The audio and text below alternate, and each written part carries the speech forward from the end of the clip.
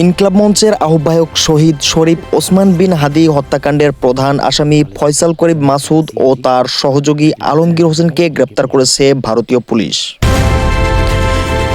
শনিবার দিবাগত রাতে বাংলাদেশ সীমান্তবর্তী পশ্চিমবঙ্গের বনগাঁ এলাকায় অভিযান চালিয়ে তাদের গ্রেপ্তার করা হয়েছে।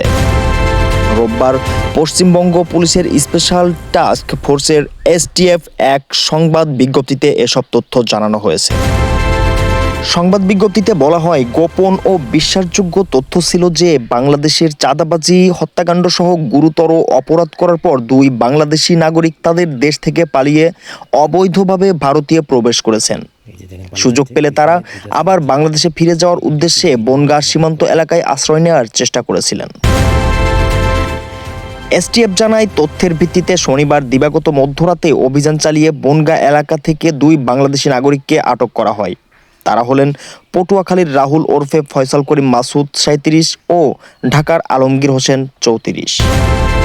সংবাদ বিজ্ঞপ্তিতে বলা হয়, দুজনকে প্রাথমিক জিজ্ঞাসাবাদে জানা গেছে রাহুল ওরফে ফয়সাল করিম মাসুদ সহযোগী আলমগীর হোসেনকে সঙ্গে নিয়ে বাংলাদেশে রাজনৈতিক কর্মী শরীফ ওসমান হাদীকে হত্যা করেন এবং পালিয়ে যান। তারা মেঘালয় সীমান্ত দিয়ে অবৈধভাবে ভারতীয় ভূখণ্ডে প্রবেশ করেন।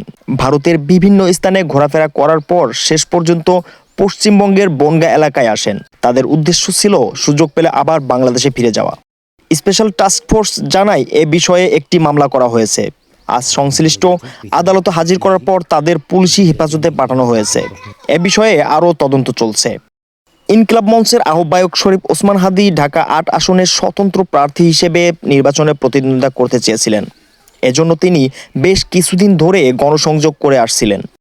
গত বছর 12 ডিসেম্বর জুম্মার নামাজের কিছুক্ষণ পর রাজধানীর পুরানা পল্টনের কালভার্ট রোডে রিকশায় থাকা ওসমান হাদীকে গুলি করে দুর্বৃত্তরা। তাকে মাথায় গুলি করার পর আততায়ীরা মোটরসাইকেল নিয়ে পালিয়ে যায়। পরে ওসমান হাদীকে উন্নত চিকিৎসার জন্য সিঙ্গাপুরে নেওয়া হয়। সেখান থেকে 18 ডিসেম্বর তিনি মারা যান। SK Jewel Rana, SB on news, Narayanganj.